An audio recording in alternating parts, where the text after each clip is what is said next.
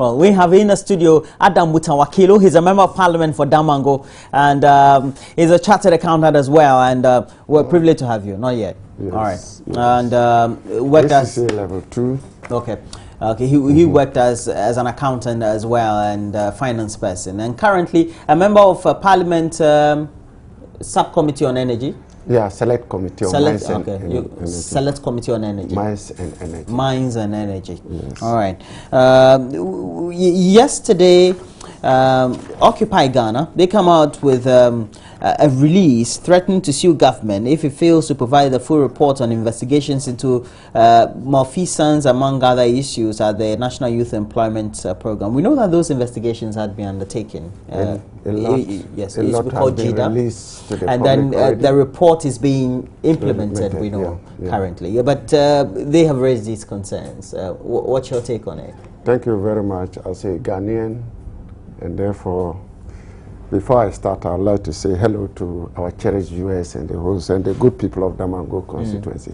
I think Occupy Ghana for some time now has been, since it came up, has been taking a lot of steps to ensure that certain things are done, and have gone a long way. Yeah, they have called for the report to be made open. I think the president so far has done extremely well in respect of this. The report has been made available, implemented, and the media is following. However, we must also know that the president is the only one who has come out to realize that GYEEDA even needed a law, since it was set up during the MPP regime. There was no law backing it, and therefore it didn't spell out the punitive measures that must go along when certain laws are breached. It is during the President Mama regime we passed the GYEEDA law. We passed the bill and he signed it into law.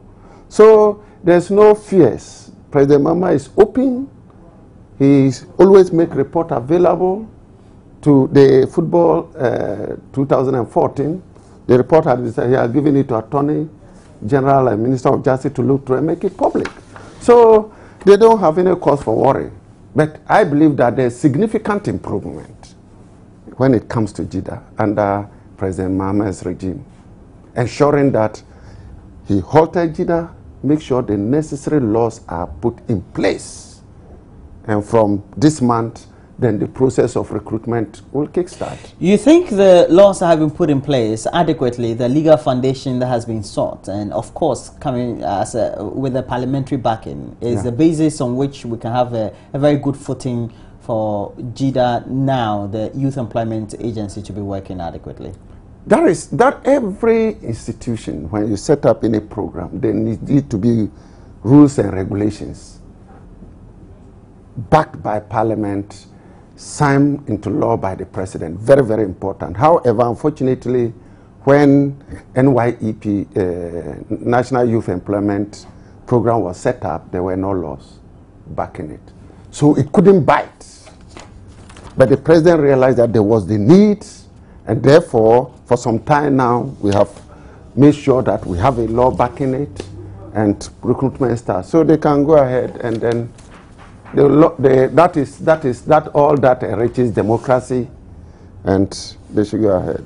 Okay. I know the president has been open to the people of Ghana and the world at large, and will not hide anything. Prosecution is ongoing, and every day the papers carry it out. So. Okay, let me pick your thoughts on this.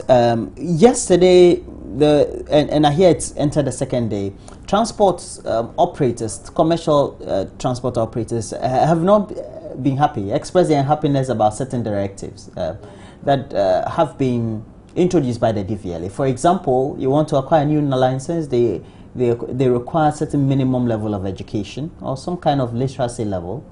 And also, following that, they're supposed to put in place seat belts in the various fabricated seats that they have in the commercial vehicles that we have around. I mean, initially, very good laws, very good regulations to protect the citizenry as far as motorists are concerned.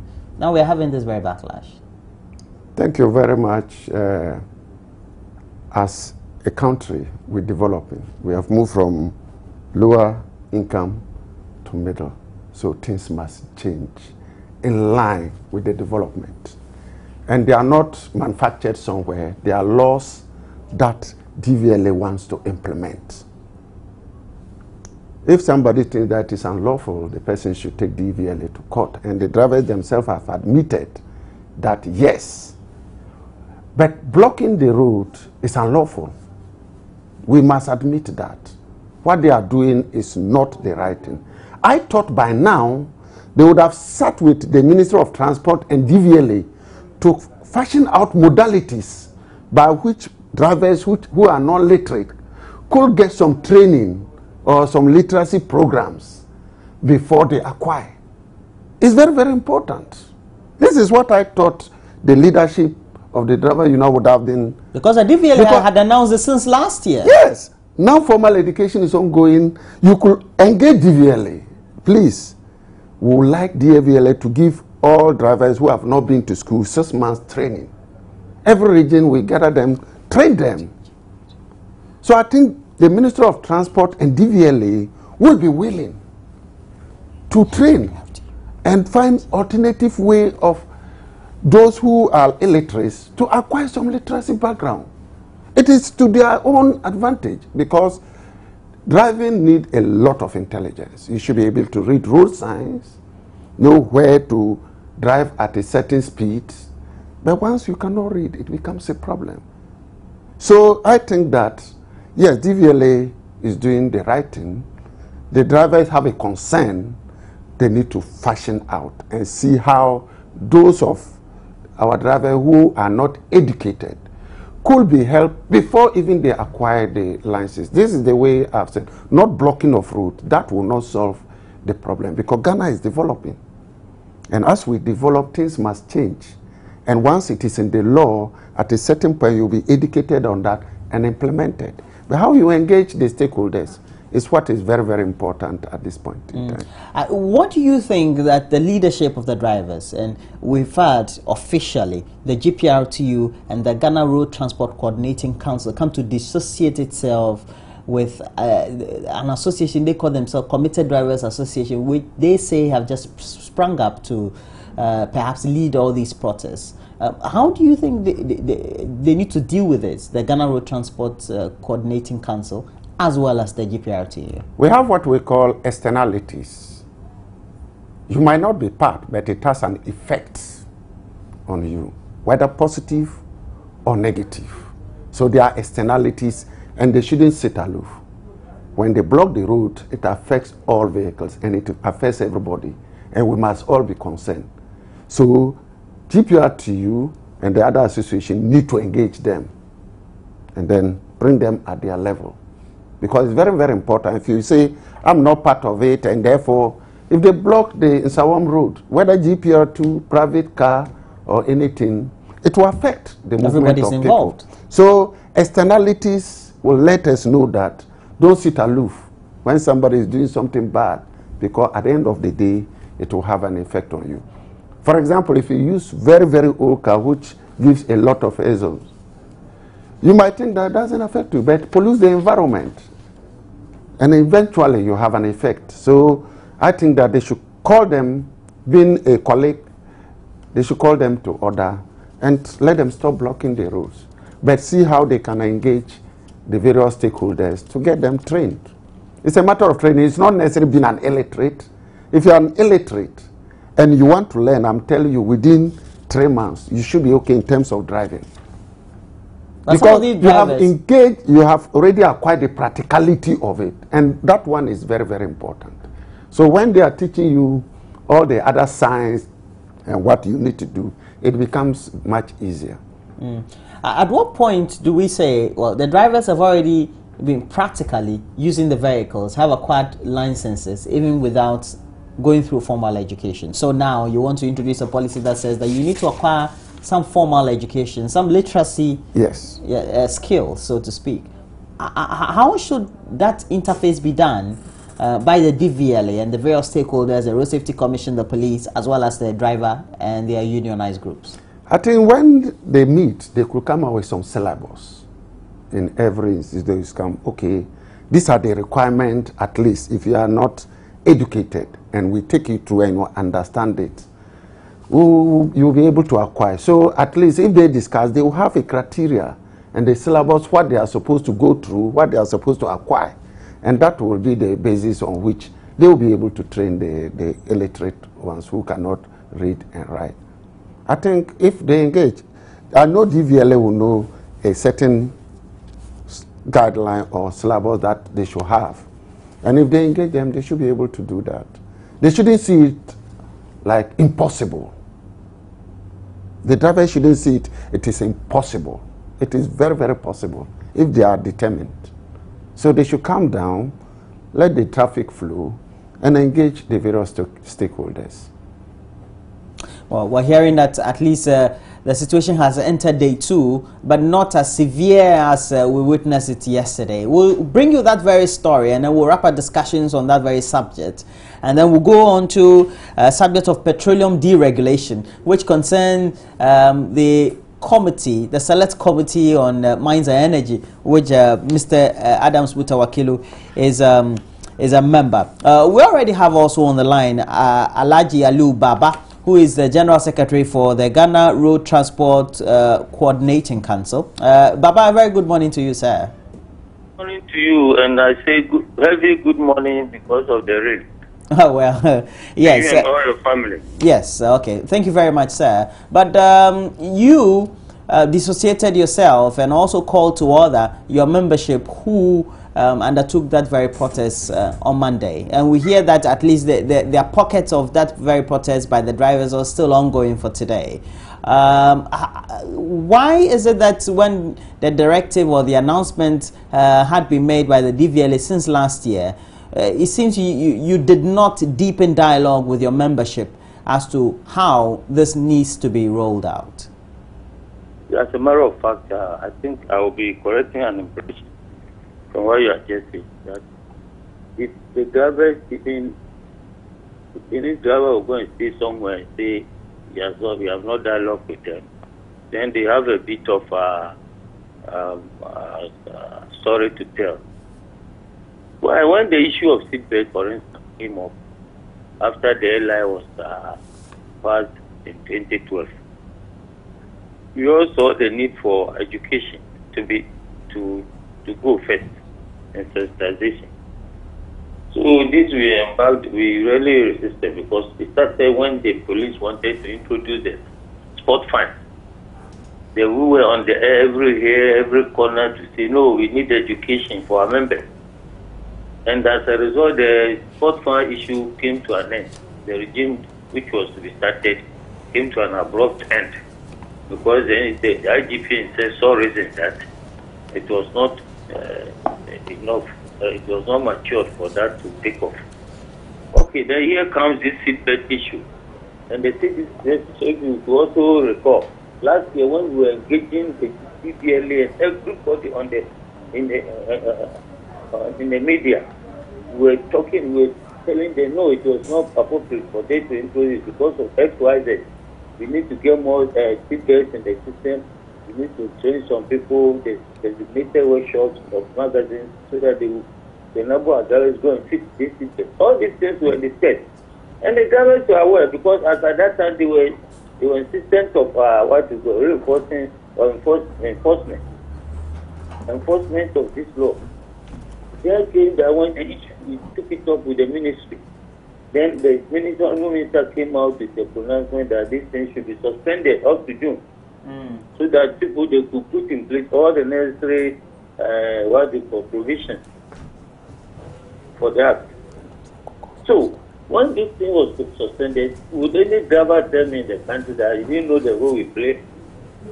The drivers know. The only thing that when they go, sometimes they used to forget. The driver would say he does not know the role or the role we play. That this thing could not. Well, Baba, if they knew, how come then they are undertaking or embarking on protests? That's the key issue. Or we seem to have lost Alhaji Aliu Baba on the line. We'll try and call him, and he's the General Secretary for the Ghana Road Transport Coordinating Council. But we'll try as much as possible. We'll give you a recap of what really transpired yesterday. Then we'll conclude our discussions on it, and then we'll move on to a sector of energy, for which the Honourable Member of Parliament in the studio, Adam Mutawakilu, is a member of Parliament Select Committee on Mines and Energy. Now, Alhaji Baba is on the line. As you're back, I was about asking you if really, as you're saying, that you did indeed dialogue with them, how come then they are embarking on the protest they're undertaking? You see, how come, please recap what you have just said? Why is it that they're embarking on the protest if you claim that you had interacted with them consistently over the directive by the DVLA? So who embarking? Is it the drivers are referring to who? The drivers are now protesting, and you are now saying that, well, indeed, you had communicated with them and tried to go through some discussions with them about the new introduction of the policy by the DVLA. That's what you're saying, is that not it? Yes, that is very well. And I'm saying that if that is what you did, how come they still are going ahead to protest?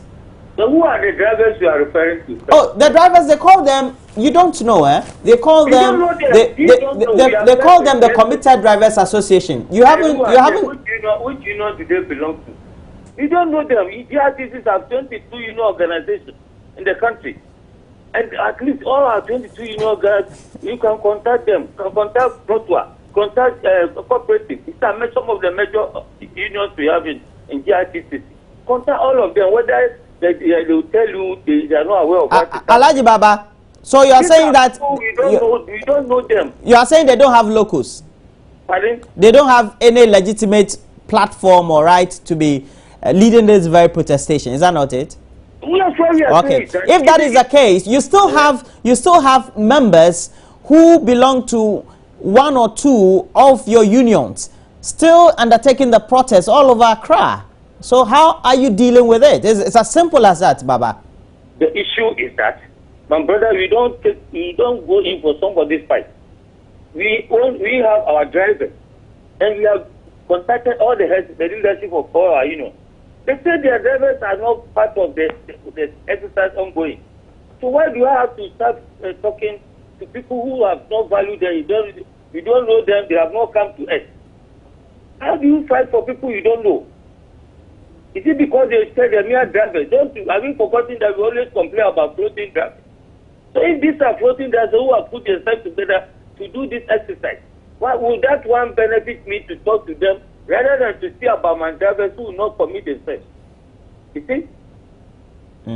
Well, I do understand you. Can I make conclusions then that as far as drivers are concerned, they have a divided front? Yeah, it is, because these drivers are from nowhere. We don't know them. When they are protesters who have come together to do this, go carry out this exercise, we do not know. And even if we will be doing it, we are saying that sometimes they may have a genuine case, but the way of approach. Yeah. Can we advise our drivers to go and block roads and then make sure that they cause chaos on the highways or the street? Can we do that? I think leadership should go by example. We will not advise any driver to go and block roads because they know there is law, and if once you go against the law will deal with you. Baba, good point. Baba, good point you've made there. Do you think this could have been better dealt with through adequate consultations? If they had really consulted us, we would have given them enough briefing on so far and how far we have gone with the ministry, with the DVLA on study arrangements ongoing or going on. Are you following my point? Yes, but sir. they did not inform us. How can you go on the air and say DVLA wants to do this? They ask to what level have we the leadership, have taken it up with them, and where are we? Some of these things are basic to ask. Right. It is from 1957 where since 1957, the Ghana's independent, were they not drivers up to date? Drivers have been coming, some dying, some coming. So if you just come up yesterday and say you want to make what people have been doing, you think it is the best, carry on. Okay, so but now... they need to consult with us so that we can guide them. Even if you are you don't want to join in, one of the two major unions in the country. Okay, but we don't have all the time in the world. Now, before I let you go, Yes. these so-called floating drivers, as you call them, how are you going to whip them in line or call them to order? Because that's critical. You can't let floating drivers go amok onto the street of Accra and say because they don't belong to any recognized association or union, and so they have to behave the way they want to behave. No, we have not said that they should behave the way. And if they behave contrarily, the police will handle them. And because they took the law into their hands, 33 people are in the police net now. Also, that is if we expect cross-word drivers or cooperative drivers who are really abreast with all happenings and the meetings and all the dialogue we have been doing with these agencies, like DVLA and other agencies, they will not go on the street to behave the way they behave. Okay. So if you go there because you want to achieve your own personal aims and you start creating chaos on the street, when you go against the law will deal with you. But our advice to them is that it's better they consult with the leaders. They have an existing leader. Even if you want to create difference, you want to score 100% tomorrow, at least consult with them for more guidance. You just don't move your people on the street and blocking other people's chances. So that is my message and advice to them. All right. We have genuine case. If you all work together and team up together, some of the ideas are very, very good. I heard one of the students talking with Peter this morning, and all those things he stated, they are good things. But most of them, we have passed that barrier. We have discussed that beyond that point. So it sometimes needs some patience as a leader to listen to both ends, not only to be agitated because you want to make records or you want to sell records. It's not correct. Well, thank you very much. Business. Yes. Thank you very much to you. Business. Business. Well, thank you very much. Is business interviewing me? Yeah, this is business. All right. Thank you very much, Alhaji Aliu Baba, and he is the General Secretary for the Ghana Road Transport Coordinating Council. And just succinctly, as you said, that's the same thing he's prescribed there as well. So the drivers halt the illegality that they are doing and seek a proper redress. I hear Parliament, you made commentary on this as well. Did you? Or no, you don't remember? Yes. All right. We have to tell our